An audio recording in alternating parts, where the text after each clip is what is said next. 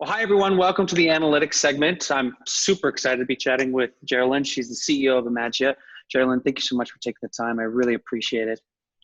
Thank you, Kyle. Thanks for the opportunity. To give context again of why we're actually doing this interview, we've looked at well over 160 companies that we consider part of the analytics healthcare category. Imagia is one of the companies that really stood out to us. They're doing some really exciting things with data analytics, and I think with the healthcare space, and building out a variety of different workflows and insights from that. So I'm super impressed by it, and today we're going to take the time to understand not only what Imagia does, how it works, what makes them so unique, and I think it's going to be exciting. And to start us off, we actually have a great introductory video that we're going to jump to, so the audience has a good visual. And then after that, Geralyn will jump into details and questions. Sound good? Sounds great.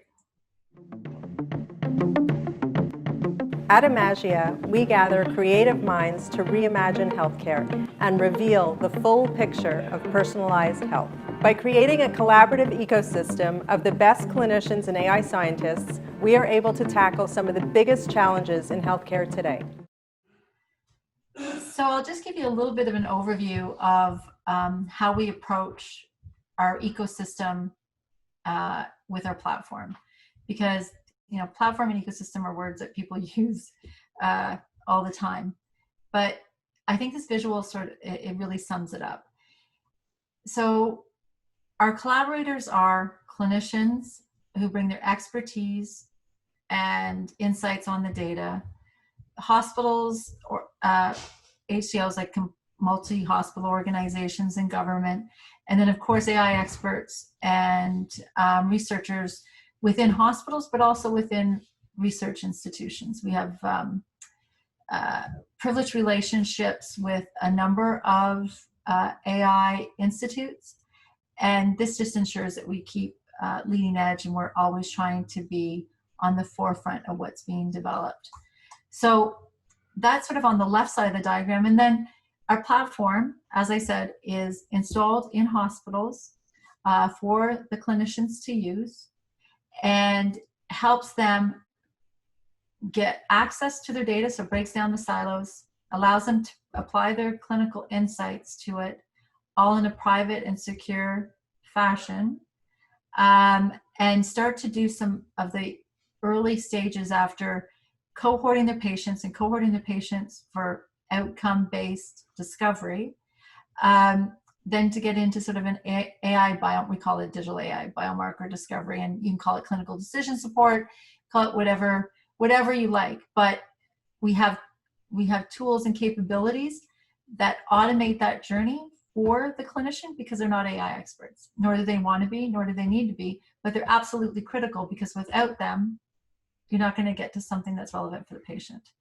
And then for, what really important is the it's like services and solutions. How does it get to the patient? And this is the way we view it. We view that in the healthcare industry, there's regulated and unregulated products, of course. So for example, regulated in the medical device space would be the example of the Olympus partnership that you can find on our website. In the biotech and pharma, there could be a mix. Some of that is regulated, which takes a little bit longer, and it's usually part of a clinical trial, or unregulated, where it might we can actually help accelerate pharmaclinical digitization or site identification, and etc. And we can work on our own, or we can work with partners in that. So we really look at our platform as a two-sided platform, where we really bring together healthcare and industry, but the separation is Imagia, because we are the infrastructure, and we protect the data. The data never leaves the hospital. It's on premise. The only thing that leaves the hospital is the discoveries through our federated learning technology. And why are we doing this? We're doing it for the patient ultimately. What helps make it to the patient on the regulatory side is our Imagia Healthcare, which is our wholly owned subsidiary that's ISO 13485. and we can support our industry partners in bringing an AI software or module through the regulatory process and to market. Awesome. Well, Geralyn, with that, I wanted to have you probably highlight a little bit more about, what is Imagia and some of the unique insights going off the video. Love to. So Imagia is an AI healthcare company, and we're really on a mission to build the largest AI collaboration platform. And what this platform is going to do is enable the transformation from healthcare expertise and really transform that into products, in which I call practical AI, that focuses on personalizing the healthcare journey of each and every patient. We started off in 2015, really with that mission in mind. It was founded by Alex Laboutier, who, due to personal loss, really thought our healthcare system needed some help. And he, along with his friend and colleague, Nick Chapados, and with the advisement of Dr. Yoshua Bengio, who is the forefather of deep learning, or one of them, really decided to form Imagia and get it started and really make a difference. And the unique thing is every single person in our organization today really carries forth that mission. Each of us have a story, as I'm sure everyone who's watching does too, either personally or a family member who knew that if it could have been diagnosed earlier, found sooner, been on the right treatment the more effective treatment sooner, that we all feel that it possibly could have made a difference. And that's really what we're here to do today. Really exciting. It's interesting how a lot of times, especially with this industry, the backstory of a lot of companies tends to be very personal. And a lot of people end up being affected in a lot of different ways. And so it's really interesting to see how that's kind of the driver for the company and the vision going forward. It's great to see that your team has that too. I want to jump in now into specifics of the product, because it's great that you shared a little bit backstory in the mission as well. And one of the things that was really unique to us is that it feels like you are enabling a lot of providers to be able to take their data and really do something with it in a much bigger way, and then building off collaboration tools with that. So I'm just curious, from the get-go, how are you collecting data? Like, what is your method? What type of data are we collecting? How are you collecting data? What does that process actually look like? Sure. Before we get into the collection of data, and actually we really don't collect data, we access data, and because it's really important for the data to stay where it is. So the data within hospitals actually stays on premise. That's one of the unique things about our platform, to ensure the privacy and governance of that data.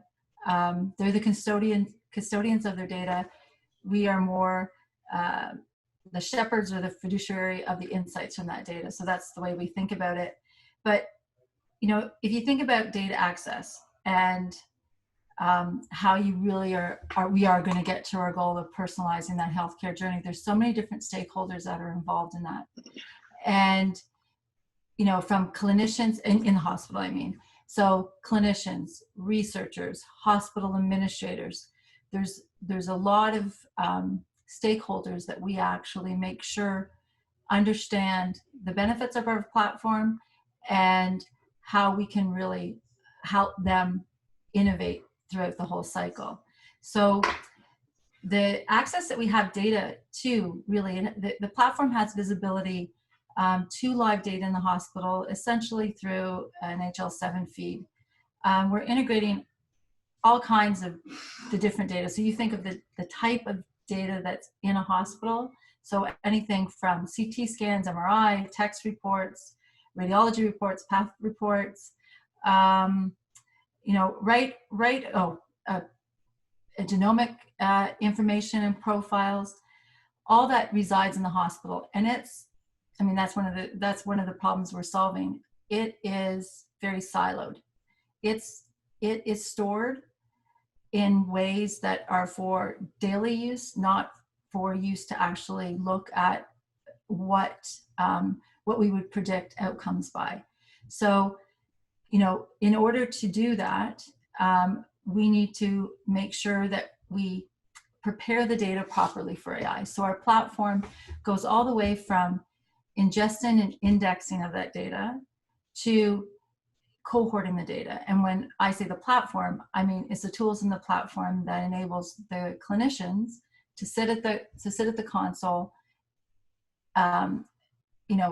be able to interact with their data throughout their hospital, which is pretty amazing. They take all their expertise and insights from over the years, and basically they're applying it as they're searching and creating these cohorts to be able to do some fundamental discovery. And I think that's a really important distinction that you talked about earlier, which is that the term collecting is not necessarily probably the right term. My apologies, because I think it is really important to be able to have the ability to analyze and understand the data that exists, but also making sure that you're careful with that. And I think that's one of the unique features of Imagia, is that you have that ability to pull insight, but you're not actually physically taking data out from where it is. Yeah. But yeah, it's interesting because you are touching a vast amount of data. If you're working with hospital-wide data sets, is most of this patient data as opposed to more like operational data for just how hospitals operate? Yeah, the first and foremost thing that we're focusing on is patient data, because it's the patient data that we use in a longitudinal fashion to actually drive our biomarker discovery. There's lots of groups that look at operational data. That actually is a low-hanging fruit or an opportunity for us, but we're really focusing on the patient right now. Interesting. And so a lot of, and you kind of referred to it, the big problem today that exists is most providers, they're using individual data on a day-to-day basis, but not looking at a holistic picture about how to improve care. And they're not able to aggregate most of their data across the enterprise. And that, what you're saying is important, because it leads to a lot of different insights where you can pull a pool of patients together, understand that with their types of conditions or their issues, that there might be unique insights that could be to improve care. And so I'm just curious, could you share some maybe specific either insights or things that providers would do for research on your platform? Like, what would they look for in that data? Currently, we have over 35 projects going on in hospitals across North America and soon to be in Europe on our platform. And, our platform is what we call agnostic. I mean, what we're doing is very large and very broad, but our platform is agnostic. So we don't need to tell the researchers or suggest to the researchers what they look at. It's really up to them. However, we have some fundamental areas and disease states that we're focused on so that we can support them. So one, for example, is lung cancer. So oncology obviously is one of our areas of focus, that along with other disease states that are of high burden. We have a few projects where we're looking at, and actually just most recently, we presented at ESMO the discovery of potential biomarkers looking at an ICI response. And that really helped look at the response to drugs for a specific type of cancer. And another example is, and how to get this to real world, is our publicly announced relationship with Olympus through a joint venture with a joint commercial JV with a partner called Satisfy Health, where we were able to link the video data from endoscopy towers to pathology data and be able to predict the results from pathology on the image, so that what we're able to perform or provide is real-time malignancy prediction for colon polyp screening. And this is going to be making its way to patients in the next 12 months. Interesting. And I think, you know, the unique part about what you're doing, and this is one of the, actually the hard, the challenges of actually trying to categorize you in healthcare, is because you're kind of doing a combination of two things, which is impressive. You're working with, you know, hospitals to allow them to, or providers to be able to showcase or analyze their data and be able to take that and cross-reference it from a lot of other data points across the hospital. But you're also building out, and well, for that itself, it looks like it would be more of a data management tool. But then on top of that, you've built out a research tool and collaboration where a lot of, you know, researchers or providers can actually take this information now that they've been, haven't been able to access before, and then do a variety of different analysis to understand how you can improve care. And so I think it's really interesting. And what you were talking about now is that your platform, because it has the ability to access a variety of different data, you're really giving researchers the freedom to do any type of analysis they'd like. It's something that they probably didn't have before with their patient set. Exactly. I mean, how is AI going to deliver on the promise of really revolutionizing many industries, let alone healthcare, if you can't accelerate that innovation cycle, get what we call, you know, co-opetition or collaboration that has to happen not only between companies within a certain industry, but collaborators across different institutions. And so those are the big problems that we are trying to solve. And then on the other side, it's how do you get all this great research to the patient? Of course, it can make it to the patient through research, right, in the individual institutions. But really for it to reach patients, it has to come in the form of some sort of solution or product that the healthcare industry leaders adopt. And that's the other thing unique about our approach. It's really a two-pronged approach.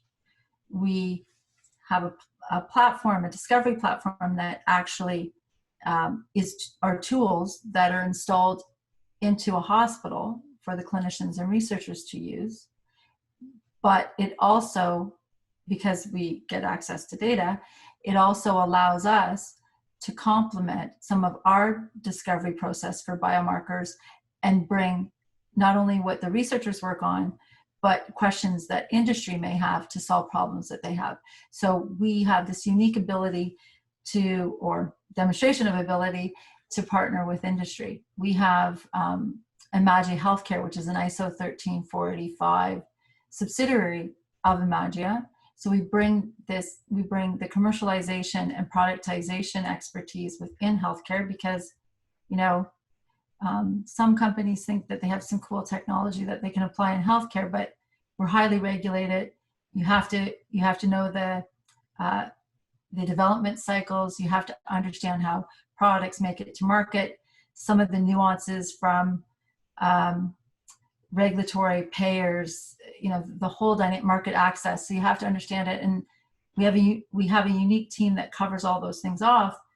But ultimately, partnering with industry, as I mentioned before, with Olympus and a few others, that's how it makes it. And that's how you're going to get AI starting to change the world. Yeah, I completely agree. I think healthcare is a whole different landscape. There's patient risk involved. There's regulations involved. You have to be very cautious in the ways you work with providers and patient data. You have to conquer those things and at the same time be able to build a great platform that people like to use and wonderful interface and everything else. And so it's impressive that you've been able to do that alone. I'm curious, you're doing some really cool projects, and one of them, you have an initiative with, it's a Canadian countrywide initiative for digital health and discovery. And would you be able to highlight this and what this initiative is and what you're doing? Yes, absolutely. Actually, great timing because this week we announced the launch of the Digital Health Discovery Platform, and we call it the DHDP. And basically, it's our joint initiative with the Terry Fox Research Institute and Innovation. And And we received or got support from our federal government of $49 million through partnering with industry and other groups like the Economic Development of Canada. We have support of up to $200 million. And really, it's the first of its kind in Canada.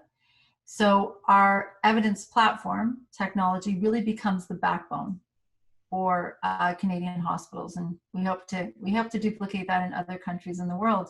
And it actually represents, I think it's 97 consortium partners at this point, and we're linking hospitals and researchers and different organizations to really unlock and drive those medical breakthroughs.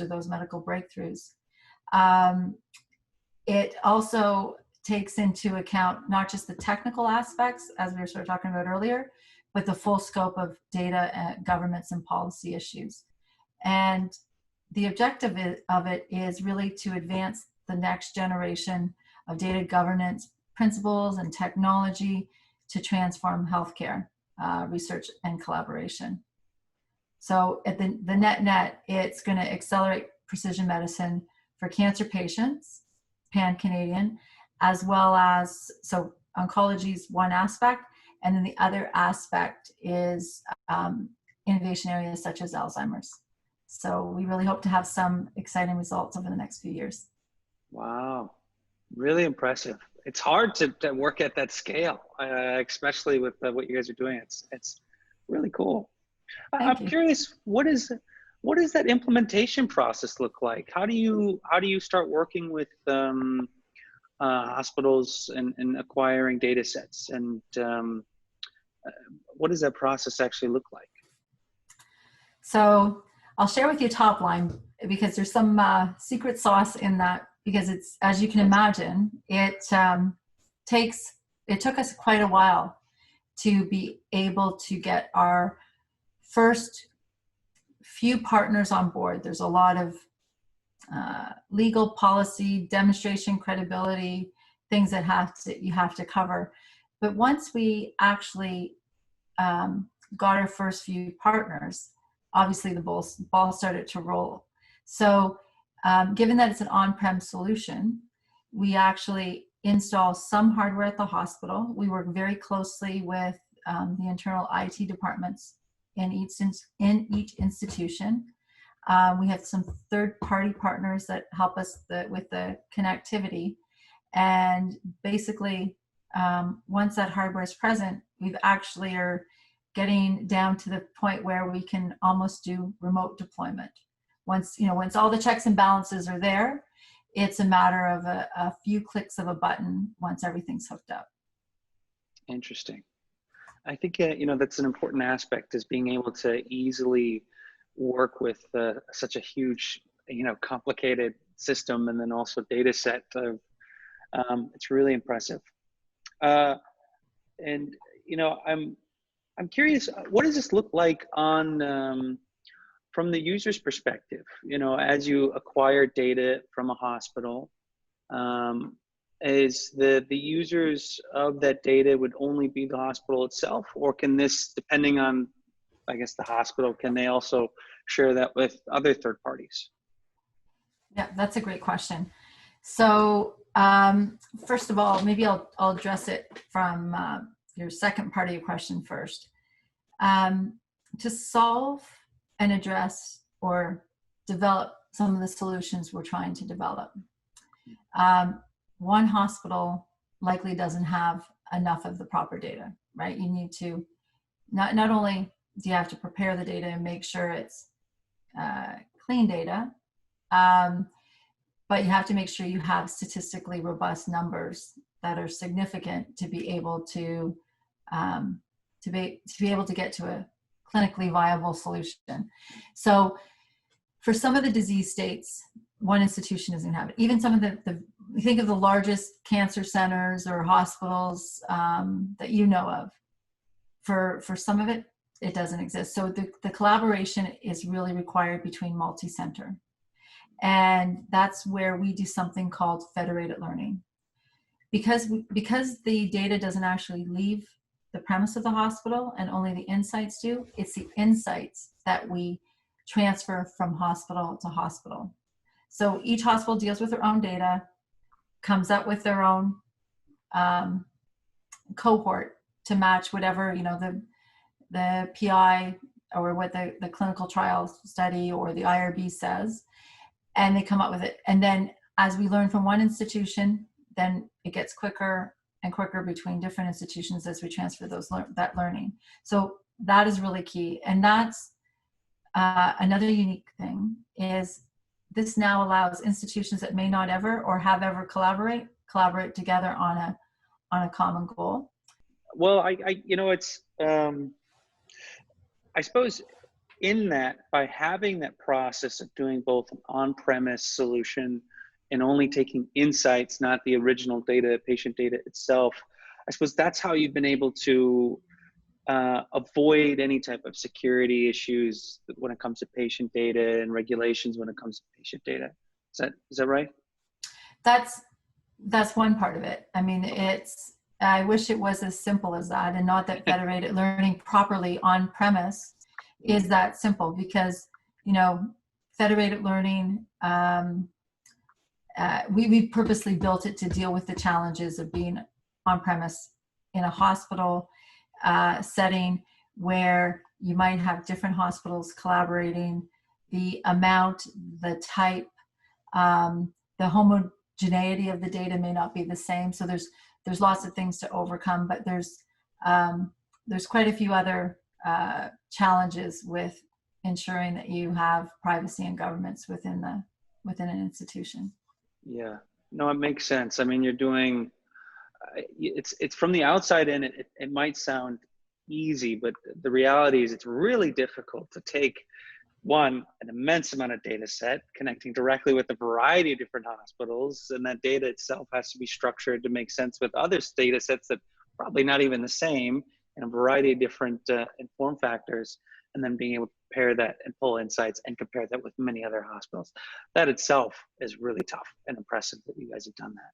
And I think that's also part of your secret sauce of what has allowed you to really stand out, I think, among many of the other companies that are, whether they're the data exchanges or the data, access tools or the patient analytics or, general analytics tools for providers. So it's really unique.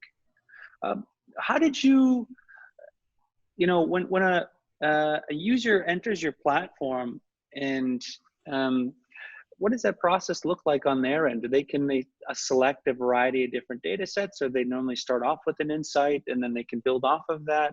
What does that look like for the end user? So when users engage with our system, and a user can be a clinician essentially from anywhere in the hospital, obviously we have proper security and sign-on measures, so you know exactly who is signing on and accessing the data. And we have traceability to ensure that you know who's been looking at what. But again, if they're clinicians in the hospital, they have rights to look at certain patients' data. They can set their parameters. So if I'm a physician interested looking at a lung cancer patient, I would sit down. If I'm just curious because I want to be able to use this tool because I have a hypothesis and I might want to write a grant, I can do a quick search and say, hey, you know what? This is pretty feasible because it looks like I have enough patients. It looks like what my in theory or hypothesizing is going to be enough. So it actually helps in that way. But then once they actually get a grant and IRB approval, they have to sit down, create a proper study with the proper IRB numbers and controls, and then they can, through inclusion exclusion criteria, search for the types of patients and data that they're looking for. And the amazing thing about one of our tools in our platform is they set their inclusion exclusion criteria. Then the system, our system searches through their data and gives them examples of what, a list of patients. But we all know that doctors don't speak the same language, right? The way they state things, the way they say things, they might do double negatives in the report, because that initial phase, it is actually searching text reports to find the patient. So it serves it up. Then the doctor can look at it and say, yep, this is the type of report. No, this isn't the type of report. So the system will then go through the data again and reiterate and start to fine tune. So in a very short period of time, which in some institutions, they said in the past, it would have took 4 fellows, 3 weeks to find the data, we can do in a matter of hours or days to help them find it. So they search for the data, and then they get their cohort. And then that's sort of where it just begins. And that's sort of where we left off, right? We get it to a really great quality cohort. Then what are they going to do with it? And we have, in the next version of our platform, we have some tools that actually help them get to a biomarker discovery, to link text in a report to the image, right? If it's lung cancer, then it will go and look at the CT, and it'll look for some nodules, because we're very much a proponent, as you're creating AI, that not to induce bias by segmentation, because there's a lot of information in the tumor environment that the human eye can't see, that the machine may. So it starts to very quickly identify areas in the image, because if you're going to make an imaging biomarker, you need that kind of speed and scale. And that's one tool. Then the next tool is why have human bias in developing the first bit of the architecture of a model? Why not let the machine do it? So there's lots of big companies out there doing auto ML or self-evolving AI. We're calling it self. And it gives a first pass at a basic suggested architecture to start with, which is extremely cool. Really cool. Really, really cool. I wanted to switch gears a little bit and kind of ask more general market questions. One of the things that is pretty notorious for the healthcare software field is that sales cycles are long. It's really difficult to sell to providers, and it's a challenge. And that doesn't ever seem to be a secret sauce. But I'm just curious: do you experience long sales cycles? How do you manage that? How have you overcome that? Especially because I think research setting is also very difficult as well. Yeah, for sure. I mean, anything worth doing takes a long time. And once a few people break through, you set that glide path for others, which we've definitely taken the time, and it certainly becomes easier for us each and every time.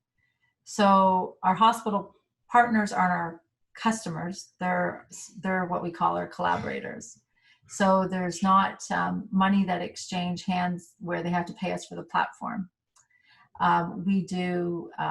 There is a formula for us to share any upside that we may get from industry with our hospitals, so that it's based on the amount of data that they actually contribute. But our hospitals don't pay for our system. Really, it's our industry partnerships and leveraging some of the tools in our platform that is where we generate our revenue. So that is to say, still, it is a long cycle. I really think until AI has those multiple proof points, and people really see how companies like us have dealt with, or have privacy by design in the way we do things, so that they feel safe and secure in giving access to their data. And we are making great progress on that. I think then that wheel will start to spin even faster. Interesting. Very cool. And I think that's what's unique about you is that a lot of the providers that you're working with they are partners, Yeah. you know, and you're incentivizing them to do something, you know, an asset that they have that they probably traditionally have no idea what to do with and don't know how to monetize. And I think it's incredible that you give a lot of providers that option, and something that they could do even bigger with their data. You know, I'm curious, and you're in a kind of a unique position, and I'm not sure if this does affect you or not, but the big elephant in the room is the pandemic. And I'm just curious, how has the pandemic affected your company? That's really interesting. Essentially, as a software development company, an AI company, we've been well equipped to work remotely in a secure and private fashion from the very beginning. It's actually helped us and helped us accelerate how to do rapid remote deployment of our hospitals and do things virtually. So the pandemic for us hasn't had a negative effect. I mean, obviously, it's had a negative effect on people personally, just with everything. But as far as our company, I think it's really just accelerated us and pushed us to a virtual environment that we were always ready to embrace. Interesting. Yeah, it definitely seems like there is a silver lining for the healthcare industry to think about how to make adjustments for the pandemic. I'm curious, what do you think is the future of you know, healthcare analytics, and you know, what do you see that most people don't? Oh, the life according to Geralyn. Well, I'll approach it from a few different ways. You know, in science, we're taught to make a hypothesis and then prove it or disprove it. A problem like this, the problem is that we approach it a problem with bias, if you will. So I think AI is going to be able to create new hypotheses, if I may, from unstructured data in a non-biased way that will make us think about how we solve the toughest problems that we might not otherwise. So I think the future of AI is always going to be grounded around people. Like I know some people fear the future with AI. I think it is really promising. You know, if you think of good healthcare, it's about trust and collaboration with your healthcare providers, whoever that may be. And the best healthcare that you get is usually done in a group. I mean, all our healthcare decisions should be made in a collective group, and people looking at your health from different angles. And today we treat disease, but really we should be preventing disease and wellness. And I think AI has that potential, because if it can predict outcomes, it would put you in a position where you have more time and you're in a less sick state or a well state. And you can think of the AI is never going to replace a physician. I think it's going to augment and evolve what physicians do and how they work. So if you think of AI as that other person in the room, or other checkpoint in the room of patient care, I think the future is really promising. I agree.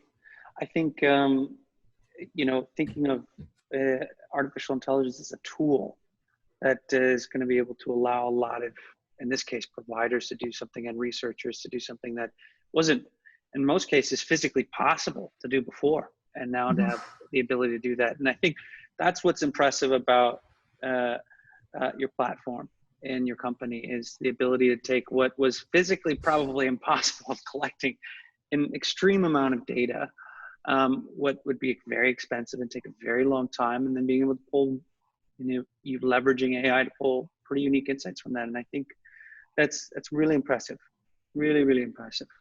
Thank you. I think, I mean, that was really most of the questions that I had. And I think the audience has a pretty great understanding of not only the uniqueness of Imagia, but also as well as how you've been able to succeed in a space that's healthcare software is challenging. This problem itself is very challenging. And it's really cool to see that. And before I go to closing remarks, did you have anything that you wanted to announce to the audience? Any asks, any recaps of anything? Yeah, I'm not sure that I hit this in all of what we discussed. I mean, you know, we have a countrywide initiative that is supported for our evidence platform to be the backbone of Canada. We have an international outreach, so we're not just a Canadian company, we're a global company. Our first installations and deployments are going to be in Canada are in Canada and the US, and then Europe and the rest of the world to follow in the coming years. I think we're unique because we really do have an end-to-end approach on discovery. And I think that our ecosystem approach is really unique. So it's not just taking one specific section. Do we do NLP the best, cohorting the best, federated learning the best? I like to think the answer is yes to most of those, but may not be the case. It's the complete solution that we offer and our ability to work with third-party companies and partners as well. So we're really building the infrastructure to change the way innovation is done so that we can get to that right patient, right drug, right treatment, right time. And we will be entering the next round of our financing later this year, and look forward to talking to some strategic investors. Awesome. Well, you summarize it much better than I could summarize it. I was almost going to walk through the exact same points, but this is fantastic. I mean, again, why we had this interview is we thought you were extremely impressive with not only your approach of what you talked about, of changing the infrastructure, of accessing data, but then how you've been able to build a platform and an ecosystem around that. And you've proven it. I mean, you're doing a countrywide rollout in Canada. I mean, it's really impressive. It's crazy. And it's going to be really exciting what you're going to be able to accomplish in a few months or in a few years with not only deployments in the US and growing in the US and Europe and globally, and then how that's going to even add more fuel and the data sets you're going to be able to provide to your community. And it's going to be, I'm excited. I'm really excited. So it's really impressive, really impressive what you've created. No, this was great. Thank you so much for your time. I really appreciate it, Geralyn. Well, thank you, Kyle. I really appreciate the opportunity too.